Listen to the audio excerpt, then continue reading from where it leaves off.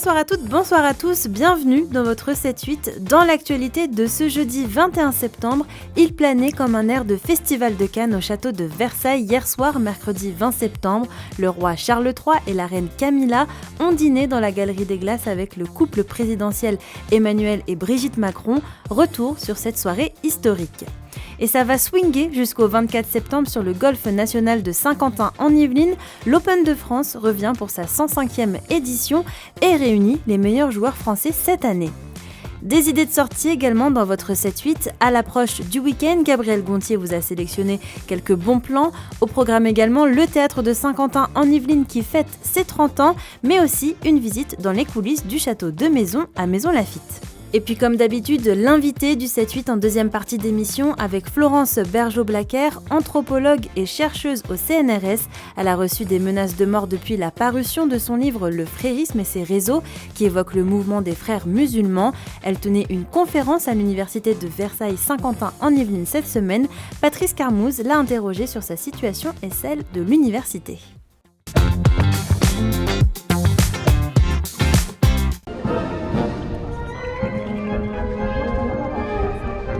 Un roi au château de Versailles, Charles III est arrivé à 20h avec la reine Camilla accompagnée du couple présidentiel Emmanuel et Brigitte Macron, une grande première pour un souverain britannique depuis plus de 50 ans. Moi, c'est la première fois en tant que préfet que je suis aussi ému parce que c'est un moment extraordinaire. Le chef de l'État a dit que la dernière fois qu'un souverain britannique était reçu de cette manière à Versailles, c'était la reine en 1972.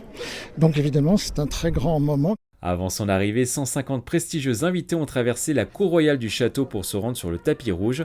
Parmi les convives, des footballeurs comme Patrick Vieira ou Didier Drogba, les comédiens Charlotte Gainsbourg et Hugh Grant, le leader des Rolling Stones Mick Jagger, plusieurs PDG étaient également présents, comme le milliardaire du groupe LVMH Bernard Arnault. Une soirée de dîner d'État est une soirée importante parce que c'est la célébration d'une amitié entre deux peuples, deux chefs d'État. Mais à travers ces chefs d'État, c'est deux nations évidemment qui se rencontrent. Ça, c'est vraiment quelque chose qu'on ne voit pas souvent. Je crois que j'en ai vu deux déjà dans ma vie et c'est peut-être le dernier auquel j'assisterai. Devant le château, des centaines de journalistes venus des quatre coins du monde ont suivi cet événement historique. Ces types d'événements symbolisent l'unité entre deux pays qui partagent la culture et l'histoire. On adore ça, nous, les journalistes, ce côté un peu glamour, ce côté papier glacé et surtout ce côté exceptionnel. Parce que si on sait que le roi Charles III est déjà venu à 34 reprises sur le territoire français, c'est la toute première fois qu'il vient en France depuis qu'il est roi. Les invités ont ensuite dîné dans la Galerie des Glaces sur une table de 60 mètres de long avec au menu du homard bleu, de la volaille de Bresse et des macarons à la rose. Le repas s'est terminé aux alentours de 23h30.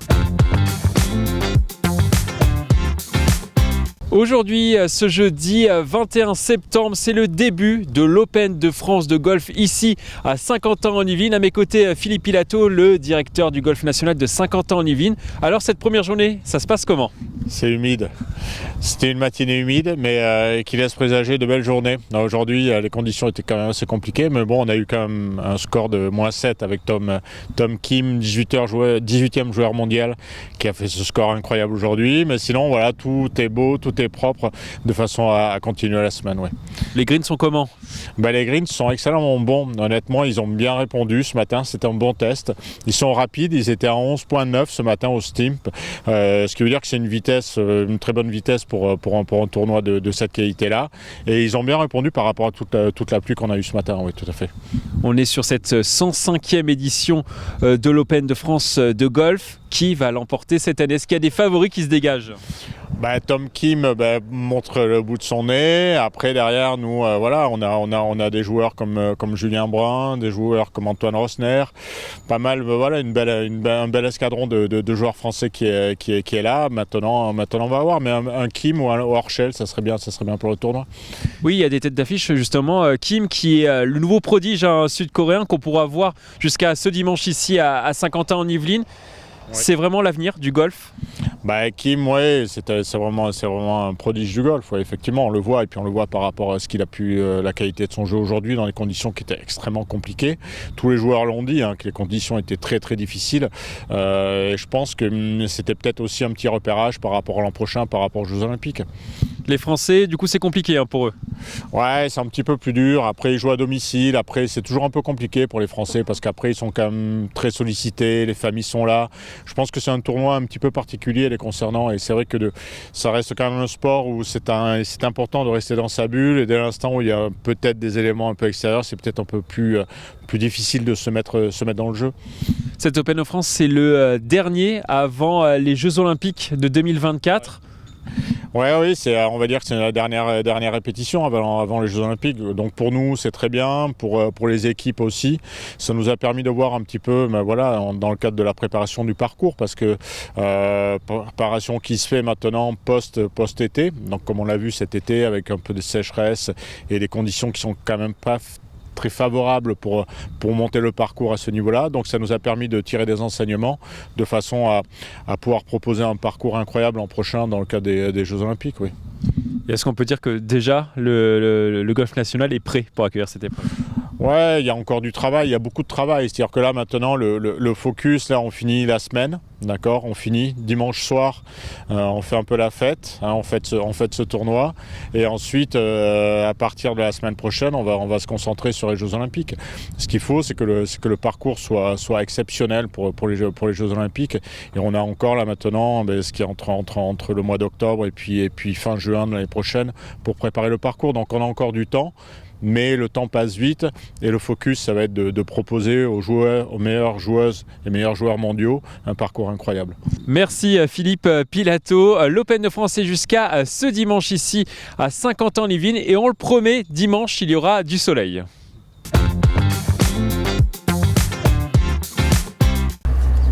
Oui.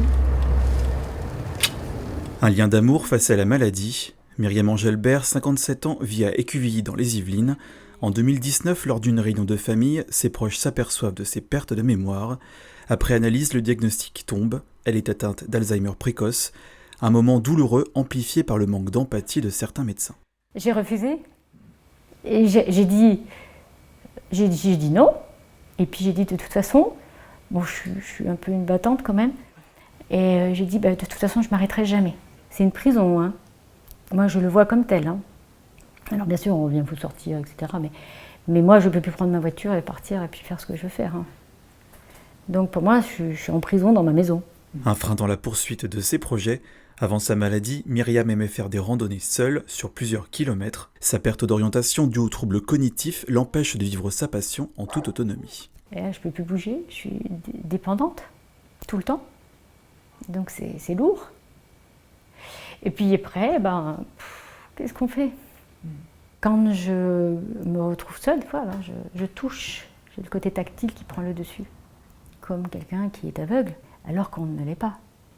Mais il y a des sens qui sont effectivement qui sont abîmés, je pense. Enfin, c'est pas abîmé, j'appellerais ça comme endormi. Suite à l'annonce de sa pathologie, cette ancienne ingénieure commerciale dans une société informatique a dû renoncer à son poste, une épreuve pour cette femme active. J'ai beaucoup travaillé, puis à un moment, il y a eu des petits problèmes, mais je ne voulais pas, en fait, peut-être les entendre.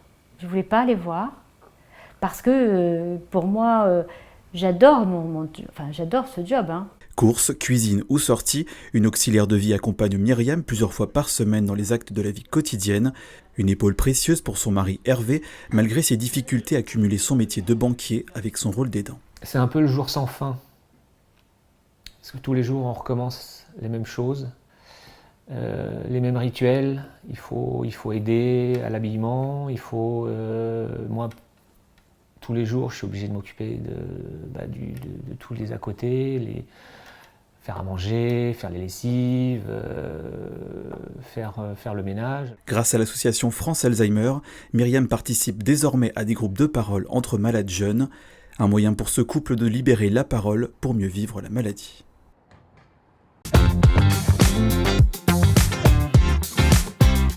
Cet après-midi, le département des Yvelines organisait Métamorphose urbaine, le premier congrès dédié à la transformation des quartiers prioritaires. L'objectif, débattre autour de l'aménagement et de l'évolution de ces territoires afin d'améliorer leur attractivité.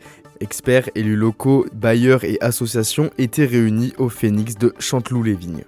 Les prochaines élections sénatoriales auront lieu ce dimanche 24 septembre. De quoi s'agit-il ? Ce sont les grands électeurs, c'est-à-dire les maires, les conseillers municipaux, départementaux, régionaux, mais aussi les parlementaires qui votent. 6 sièges sont à pourvoir pour les Yvelines, pour un total de 64 candidats. Retrouvez toutes les listes en détail à la fin de votre 7-8. La circulation risque d'être compliquée à Elancourt ce dimanche 24 septembre. Sur la colline, une compétition de VTT cross-country est organisée en vue des Jeux Olympiques de Paris 2024. Pour sécuriser l'événement, des restrictions de circulation sont prévues, comme sur la rue de Strasbourg et l'avenue Marcel Dassault. Des déviations seront mises en place pour éviter les secteurs mentionnés. Toujours en perspective des Jeux Olympiques et Paralympiques de Paris 2024, le département soutient 14 athlètes yvelinois dans leurs pratiques sportives. Parmi ces sportifs, Christopher Six, cavalier médaillé de bronze aux JO de Tokyo, Rima Ayadi, championne du monde de boxe, et Guillaume Chen, médaillé d'or de judo par équipe. Si certains sont déjà qualifiés, d'autres devront encore patienter. Ce soir, ne manquez pas le retour du 15 de France pour leur 3e match de Coupe du Monde. Ils affronteront la Namibie au stade Vélodrome de Marseille à 21h. Objectif, terminer premier de la poule. Vous pouvez soutenir les Bleus en direct des Yvelines. Les villes de Versailles et Rambouillet vont retransmettre le match.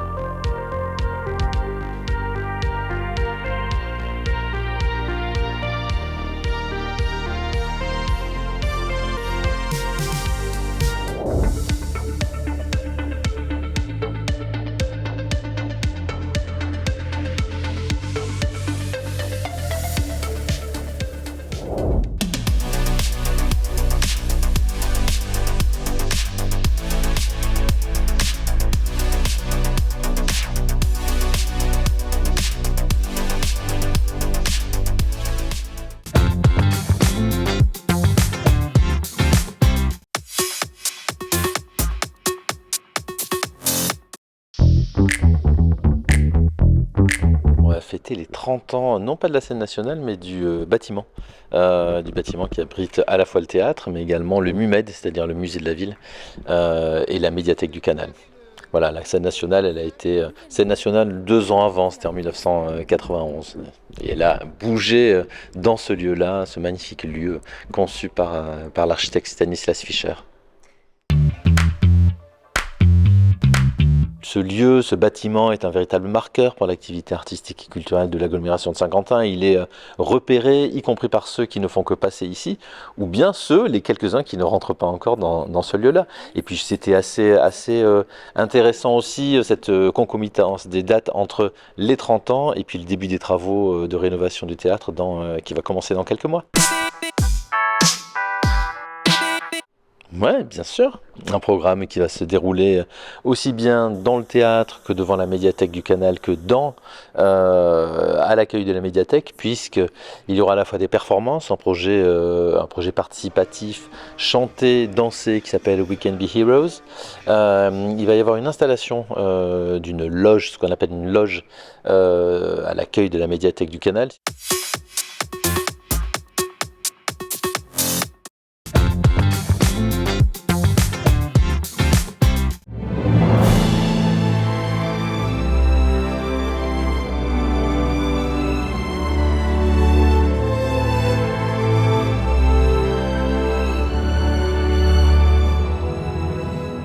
Avis aux curieux et aux férus d'histoire, le château de Maison à Maisons-Laffitte vous propose des visites guidées des petits appartements.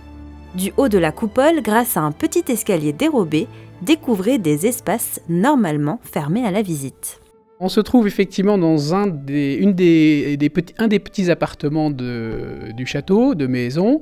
Ces petits appartements servaient de pièces à vivre pour des invités de rang moindre par rapport au roi ou les enfants du propriétaire. Et donc ici, on accueillait soit des membres de la noblesse, soit éventuellement des savants, des philosophes. Et au début du XVIIIe siècle, c'est ici que Voltaire sera accueilli par son ami Jean-René de Longueuil, qui était propriétaire du château. Un séjour durant lequel Voltaire a failli mourir par 2 fois. Autre anecdote, c'est aussi dans ces petits appartements que Mansart, l'architecte du château, a séjourné, ainsi que le général Lafayette. Jacques Laffitte est député de la Seine, c'est un homme politique et un banquier, et il va être à l'origine d'un complot qui vise à chasser du pouvoir Charles X, le petit frère de Louis XVI qui est roi à ce moment-là, et cette insurrection en fait, va être liée aux 3 Glorieuses, ces 3 journées qui vont pousser le roi à quitter le pouvoir. Tout ça se fomente ici. Et parmi les mystères du château, cette pièce, accessible uniquement par une trappe située sous une cheminée, personne ne sait encore aujourd'hui à quoi elle pouvait servir. La visite des petits appartements du château de Maison se déroule tous les dimanches à 14h jusqu'à la fin du mois d'octobre. La réservation est limitée à 10 personnes maximum en raison des espaces assez réduits.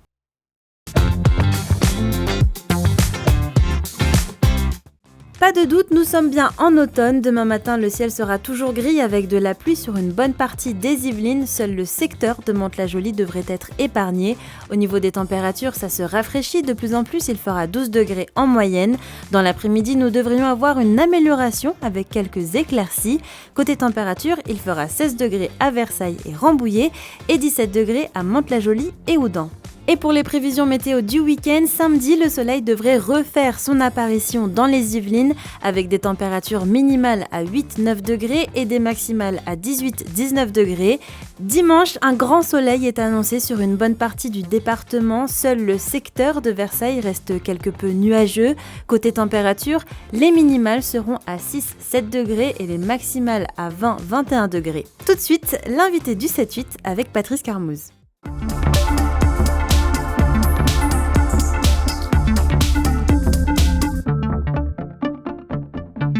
Florence Bergeau-Blaclair, vous êtes venue pour une conférence sur le thème savoir et censure. Évidemment, ça fait suite à la publication de votre livre, Le frérisme et ses réseaux, chez Odile Jacob. Ce livre, ça avait un peu commencé avant, mais qui vous a attiré des menaces de mort, des choses qui nous renvoient à une période qu'on croirait révolue de l'université, du savoir justement et de la censure.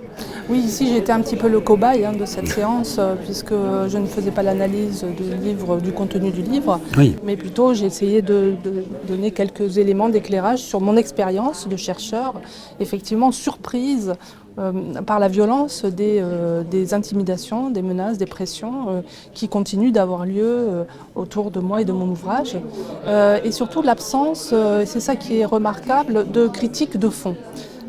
Véritables critiques de fond qui ne sont pas encore arrivées. Alors il y a quelques petites recensions qui sont plutôt favorables à mon livre, mais pour ce qui est de mes contempteurs, ils n'ont toujours pas sorti de véritables arguments fondés sur la conceptualisation que je propose. Et c'est ça qui est un petit peu particulier, c'est à la fois cette violence et cette vacuité de la part de certains collègues.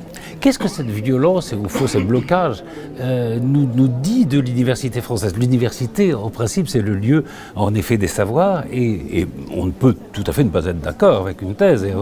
Mais il y a une discussion, des disputes, comme vous disiez, des discussions. Qu'est-ce que ça dit aujourd'hui, ces blocages de l'université française ? L'université est mal en point, pour ne pas dire malade. Alors heureusement, il y a, comme aujourd'hui, des résistants, des gens qui s'interrogent sur ces problèmes de liberté académique. Le problème aussi, c'est que c'est au nom de la liberté académique qu'on veut faire taire des gens comme moi. C'est ça qui est paradoxal, c'est que les ennemis de la liberté d'expression utilisent leur liberté de faire taire d'une certaine manière. C'est ça qui est très particulier. Mais je crois que ce qui est plus inquiétant, c'est l'autocensure, c'est-à-dire le fait d'anticiper un événement violent, même s'il n'y a aucun signe que ça va se produire, comme ça a été le cas pour moi lors de la conférence annulée ou plutôt reportée de la Sorbonne. Il n'y avait pas de signe d'inquiétude et pourtant la Sorbonne a décidé de suspendre ma conférence, ce qui a provoqué la réassurance chez certains qui étaient critiques de mon livre sans l'avoir lu. C'était la preuve qu'il y avait quelque chose. Voilà, c'était bien la preuve qu'il n'y a pas de fumée sans feu. Or, vous appartenez au CNRS, vous êtes une chercheuse, alors qui est reconnue, même si vous êtes contestée par un certain. Mais que je sois contestée, je veux dire, c'est normal, c'est la règle du jeu scientifique. Il faut être contesté, mais sur la base d'arguments véritables et qui prouvent que la personne l'a lu. Pas du cherry picking où on prend certains mots sur certaines pages et on dit ah ben voyez elle a dit ça complètement hors contexte. Non, il faut avoir compris ce qu'a voulu faire l'auteur et ensuite en apporter. Ensuite on peut argumenter. Absolument. C'est comme ça qu'on travaille en sciences.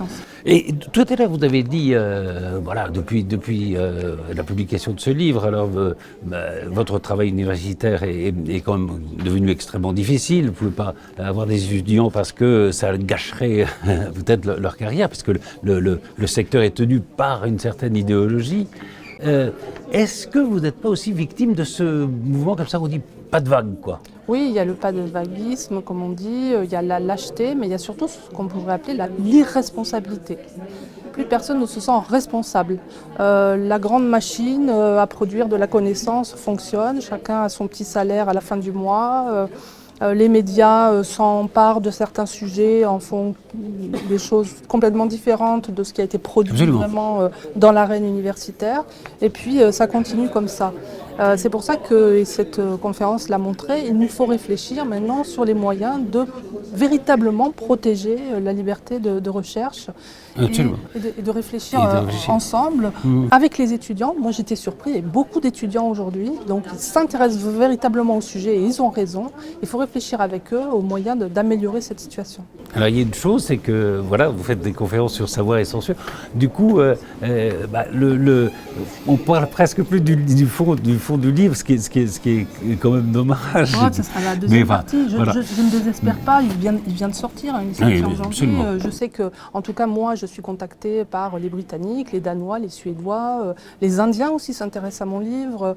Donc je ne me fais pas de soucis, il va revenir et cette fois-ci on parlera du fond. Merci beaucoup. Merci à vous.